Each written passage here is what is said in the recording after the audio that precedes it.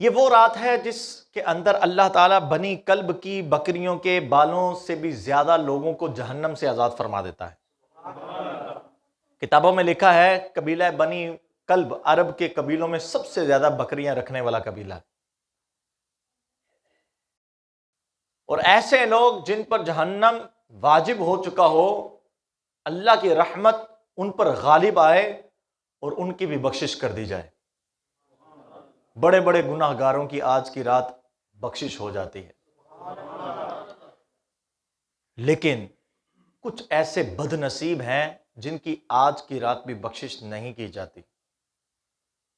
سرکار مدینہ صلی اللہ تعالی علیہ وآلہ وسلم نے ارشاد فرمایا، 6 آدمیوں کی اس رات میں بخشش نہیں ہوتی۔ فرمایا شراب کا عادی، نمبر 2 ماں باپ کا نافرمان، نمبر 3 زنا کا عادی، نمبر 4 قطع تعلق کرنے والا، نمبر 5 تصویر بنانے والا، اور نمبر 6 چغل خور۔ ان 6 افراد کے اوپر ہمیں غور کرنا ہے کہ کیا ان 6 عادتوں میں سے کوئی عادت ہمارے اندر تو نہیں پائی جاتی؟ کیا ہم ان گناہوں میں سے کسی گناہ کے اندر ملوث تو نہیں ہے؟ کہیں ایسا نہ ہو کہ رحمت کی بارش چھما چھم برس رہی ہو، لیکن آپ نے دیکھا ہے کبھی جب بارش ہوتی ہے، پورے خطے پر بارش ہو رہی ہوتی ہے، لیکن کوئی ایسا سرکل بھی ہوتا ہے جہاں پہ بارش نہیں ہو رہی ہوتی۔ یہ مالک کی مرضی ہے، وہ جس پر چاہتا ہے بارش برسا دیتا ہے، جس پر چاہتا ہے روک لیتا ہے۔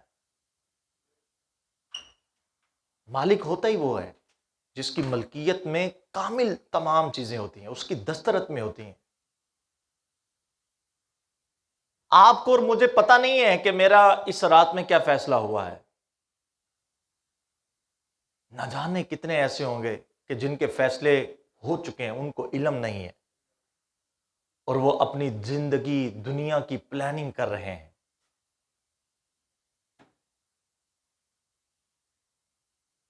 اس کی رحمت بے بہا ہے، لیکن اس کا غضب بھی ہے۔ نفس یہ چاہتا ہے کہ ہم غفور الرحیم کی باتیں سنیں، لیکن قرآن کہتا ہے غفور الرحیم تو ہے، قہار اور جبار بھی ہے۔ اس طرف بھی توجہ کرنا۔ بخشے جائیں گے، وہ معاف کر دے گا۔ بندے کو ایسا ہی ہونا چاہیے، اس کی رحمت پر یقین ہو۔ لیکن میرے بھائیوں، اسی نے فرمایا ہے کہ میرا عذاب بڑا سخت ہے، ان بطش ربک لشدید۔ اس کی جب پکڑ آ جاتی ہے نا، اس پکڑ سے کوئی نکل نہیں سکتا۔ وہ فرماتا ہے کہ جب تمہیں موت کا حکم آئے گا تو پھر تم وَلَوْ كُنْتُمْ فِي بُرُوجٍ مُشَيَّدَةٍ، تم مضبوط قلعوں کے اندر کیوں نہ ہو۔ استنبول اس قلعے کا بڑا چرچا ہے، غالباً 22 میل کا سرکل اور دیوار در دیواریں، لیکن موت نے وہاں پر بھی ڈیرے ڈالے۔ کتنے بادشاہ آئے جنہوں نے اپنی سلطنتیں بنائیں؟ کیا ہم نے اس بادشاہ کی کہانی نہیں سنی جس نے اپنی جنت بنائی تھی اور پھر اس کو ایک قدم بھی اندر جانے کی مہلت نہیں ملی؟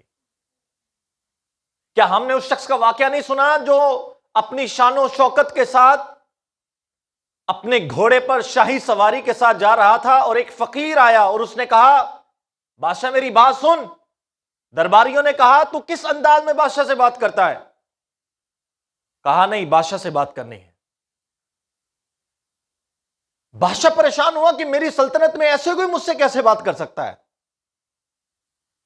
بادشاہ نے کہا آؤ قریب کرو بات۔ نہیں بادشاہ، نیچے اتر، پھر کروں گا بات۔ بادشاہ پریشان ہے، نیچے اترا، کان قریب کیا، کہا میں ملک الموت ہوں۔ سب کچھ وہیں کا وہیں رہ گیا۔ دھرے کا دھرا رہ گیا. یہ سلطنتیں، یہ بادشاہتیں، یہ منزلیں، سب کچھ جنہوں نے لے لی نا، اس کے بعد اینڈ یہی ہوا. ہم نے کیا سمجھا ہے کہ ہم یہاں پر آئے ہیں تو پرماننٹ ہے. کتنی دیر ہیں؟ ہم سے پہلے یہاں پر جو لوگ تھے وہ ہم سے زیادہ عقل مند بھی تھے، باشعور بھی تھے، لیکن ان کو بھی جانا ہی پڑا ہے. ہمیں سے کتنے جن کے باپ دنیا سے چلے گئے، کتنے جن کی مائیں دنیا سے چلے گئیں، جنہوں نے پالا پوسا، جنہوں نے چوما، جنہوں نے سینے سے لگایا، جنہوں نے کھلایا اپنے ہاتھوں سے، فزیکلی ان کے ساتھ ہمارے معاملات سب کچھ تھا، لیکن وہ چھوڑ کے چلے گئے قبرستان میں. ہم میں سے کوئی ایک بھی ان کے ساتھ قبر میں نہیں گیا. یہ حقیقت ہے. بس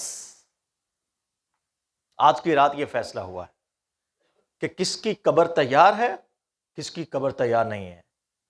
یہاں لکھا ہے کہ بہت سے ایسے لوگ ہیں کہ جن کے کفن تیار ہو چکے لیکن وہ بازار میں پھر رہے ہیں. بہت سے ایسے جن کی قبریں کھودی جا چکی ہیں، مراد ان کی قبروں کی تیاری ہے، حکم نامے جاری ہیں، لیکن وہ دنیا میں بالکل مستغرق ہے. ان کو علم نہیں ہے، ان کو پتہ نہیں ہے، ان کی توجہ نہیں ہے.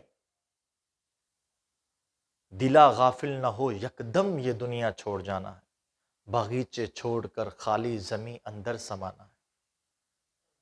موت آ کر ہی رہے گی یاد رکھ، جان جا کر ہی رہے گی یاد رکھ. گر جہاں میں 100 برس تو جی بھی لے، قبر میں تنہا قیامت تک رہے. جب فرشتہ موت کا چھا جائے گا،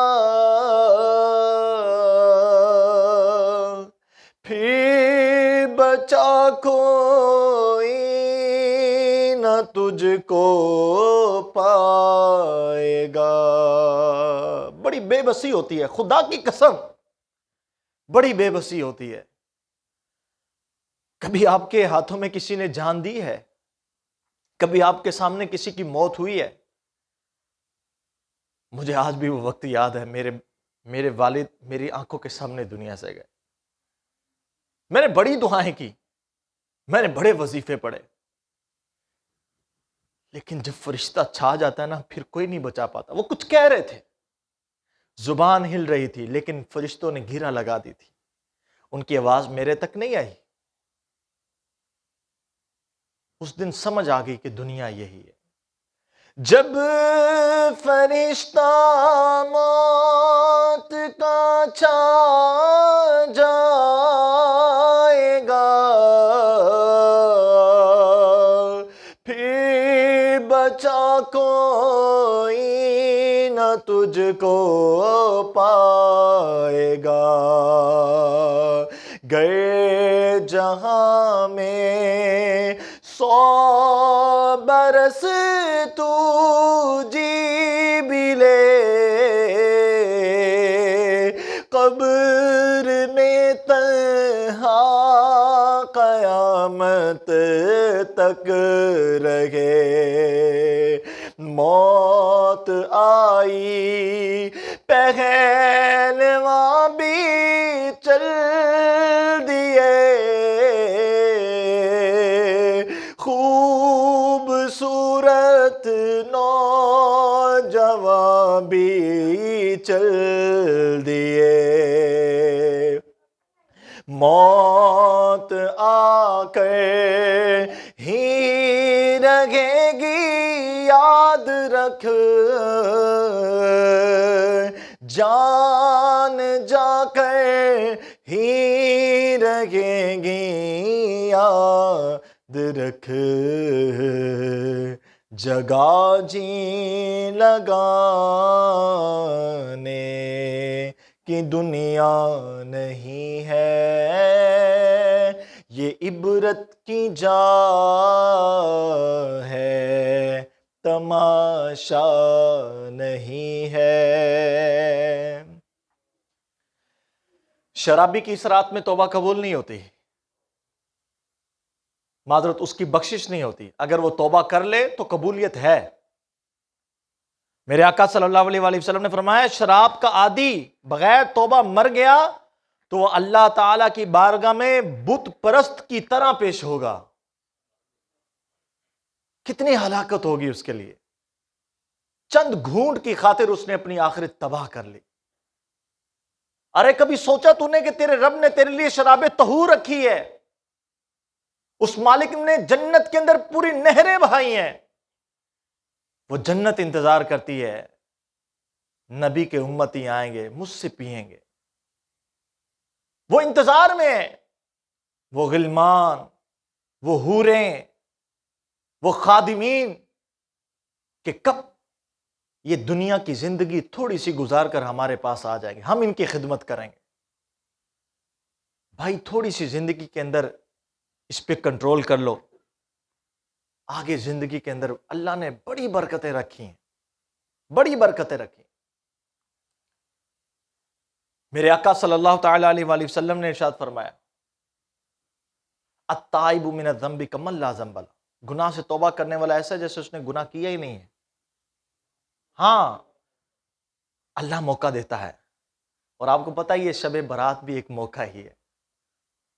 یہاں پہ فیستے لگتے ہیں، فیستے کہتے ہیں جو وہ کیا ہوتا ہے اس کے اندر وہ موقع ملتا ہے کہ آپ سستی چیز لے لیں، لے لو سستی چیز، پھیرتے جو ہوتے ہیں لے لو. یہ موقع ہوتا ہے. کوئی بڑا اچھا کاریگر ہوتا ہے تو جا کے اس سے فائدہ اٹھا کے لے آتا ہے، بڑی اچھی چیز نکال لاتا ہے. یہ اللہ تعالیٰ نے ہمارے لیے موقع رکھے ہیں. کبھی شب قدر ہے، کبھی شب برات ہے، کبھی شب معراج ہے، کبھی رمضان ہے، کبھی جمعہ ہے، کبھی شب جمعہ ہے.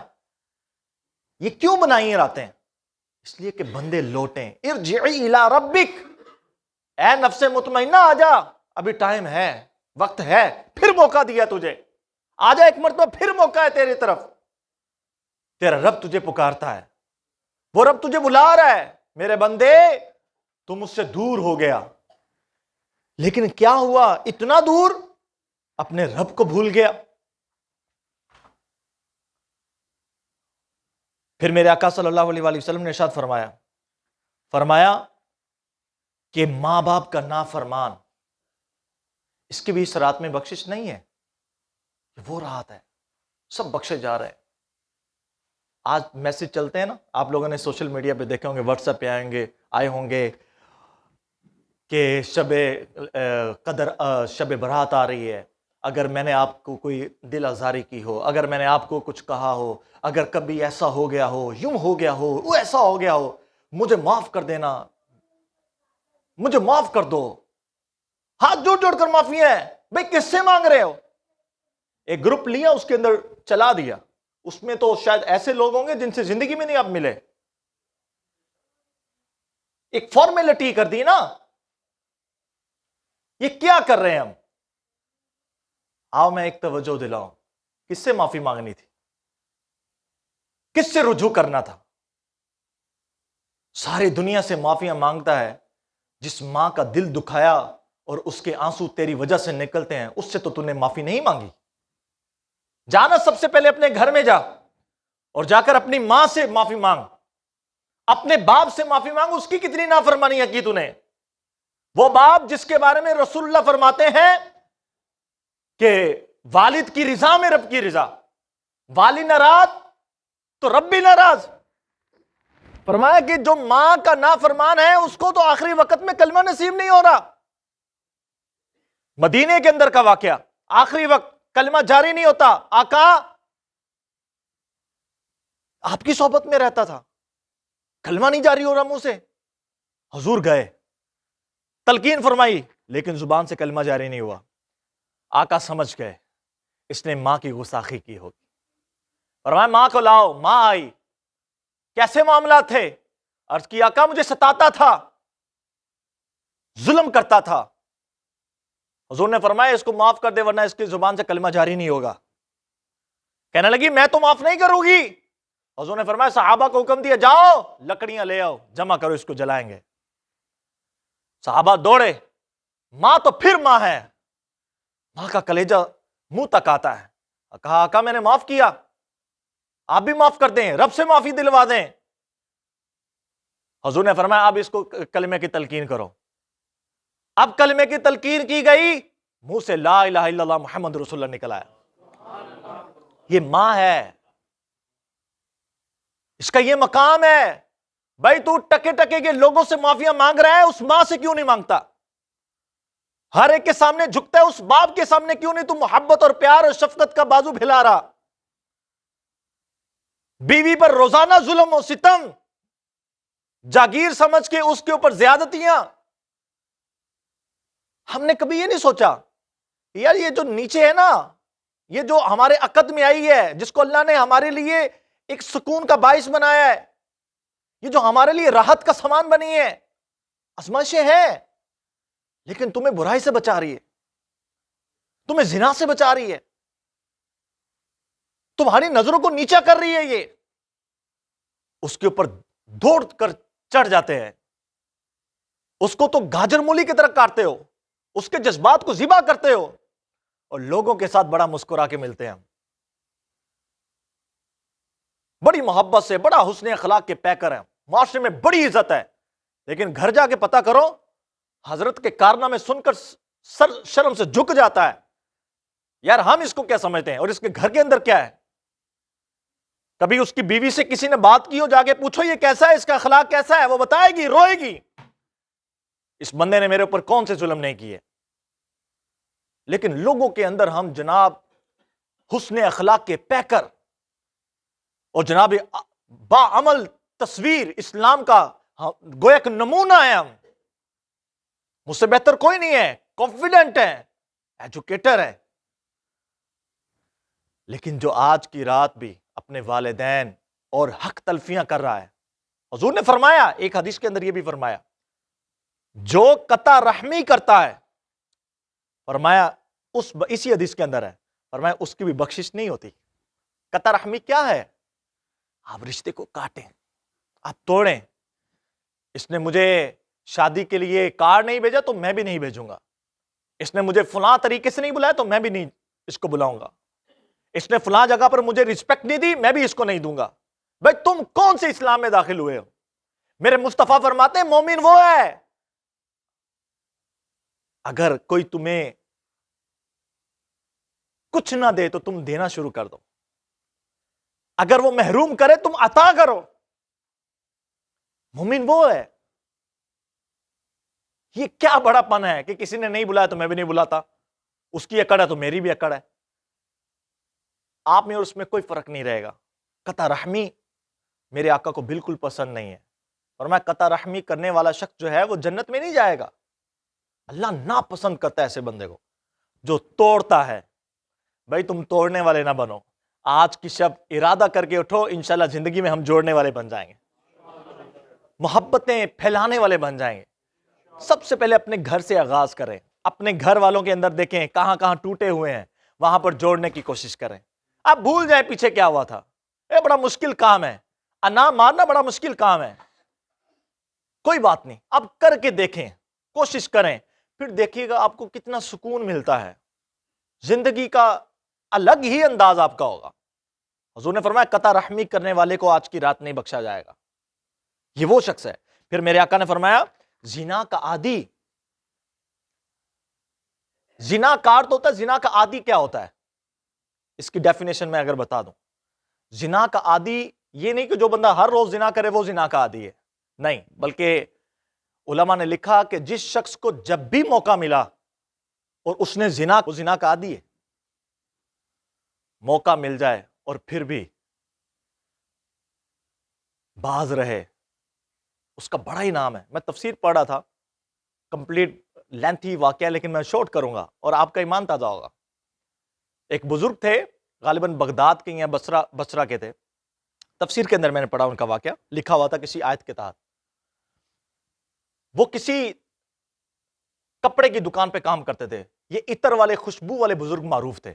خوشبو ان سے اس قدر آتی تھی, بے مثال, ایسی کوئی خوشبو ہے ہی نہیں جو ان کے جسم سے آتی تھی. لوگ پوچھتے تھے آپ کون سا عطر لگاتے ہو, تو پھر آپ اپنا واقعہ سنا دیتے تھے. کسی نے بہت اصرار کیا تو سنایا. کہا میں نوجوان تھا, خوبصورت تھا, ایک دکان پہ کام کرتا تھا.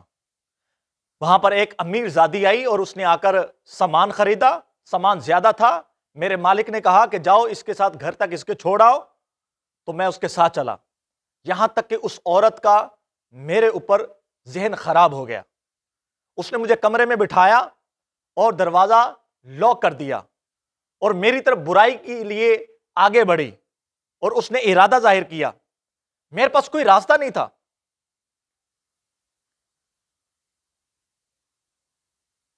मैं क्या करता? एक फैसला किया उस वक्त, यही वक्त है।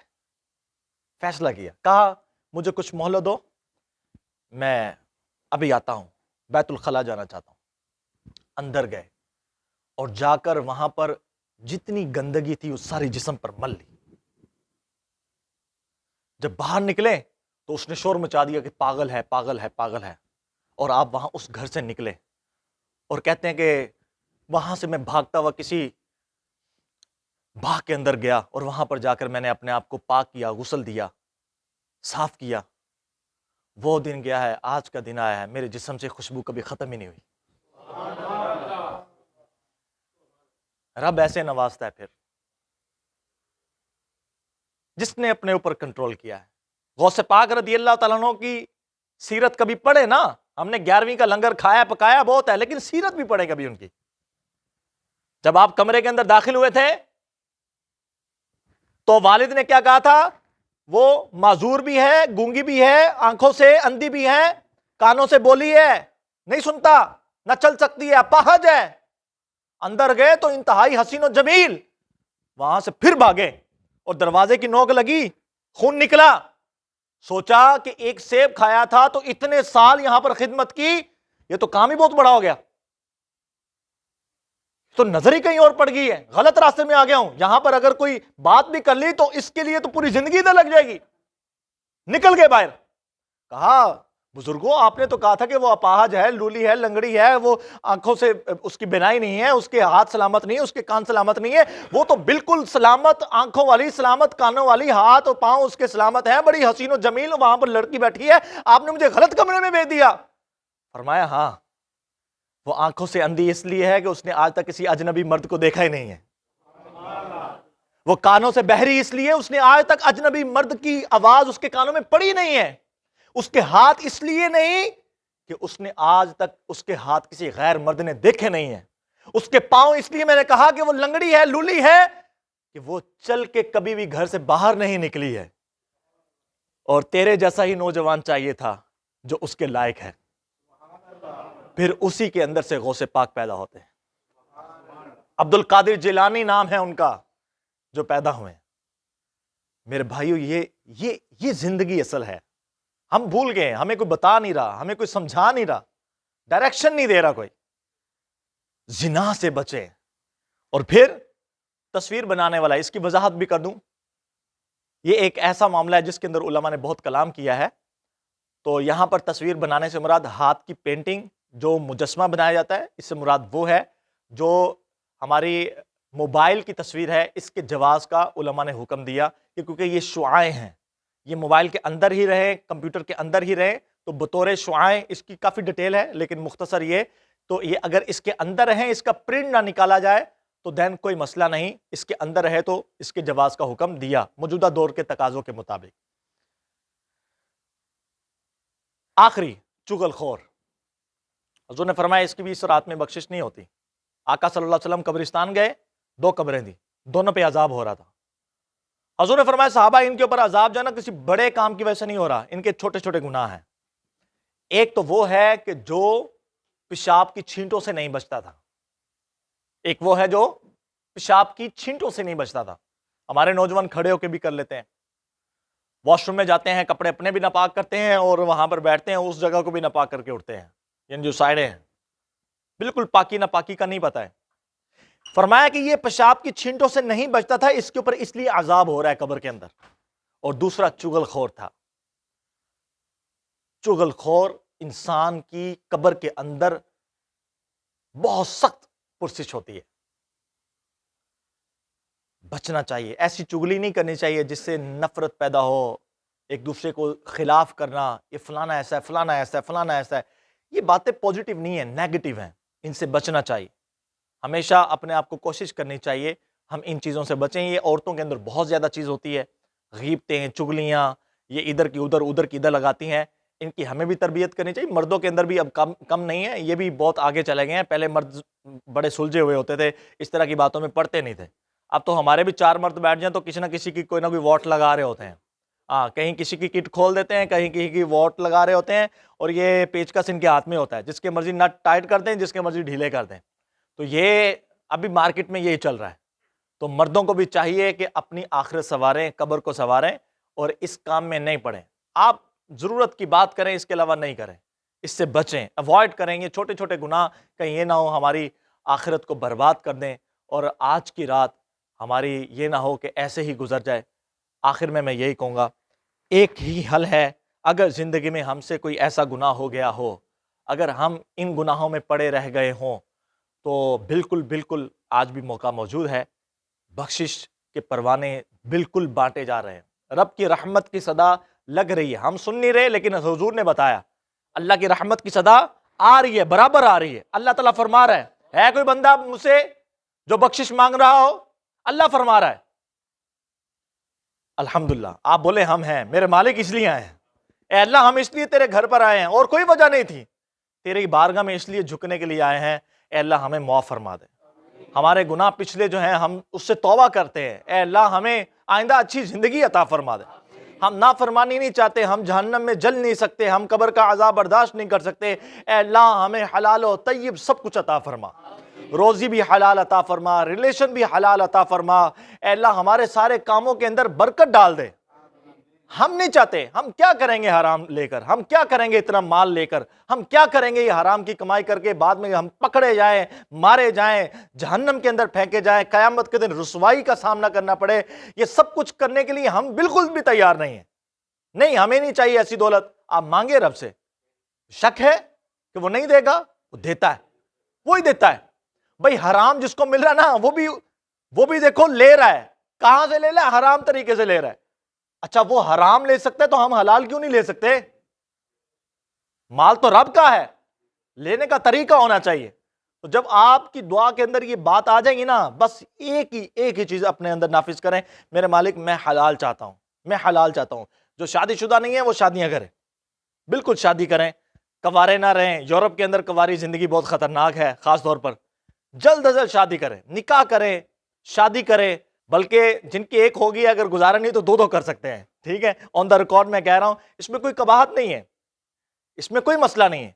کیونکہ اگر آپ برائی کی طرف جاتے ہو, اگر آپ حرام کی طرف جاتے ہو, تو اس سے بہتر ہے کہ آپ نکاح کرو, حلال لو. اللہ تعالیٰ نے تمہارے لیے رکھا ہے حلال, اللہ نے اجازت دی ہے. اگر آپ حق ادا کر سکتے ہیں, آپ کی مالی پوزیشن ایسی ہے, آپ کر سکتے ہو, آپ کو ضرور کرنا چاہیے.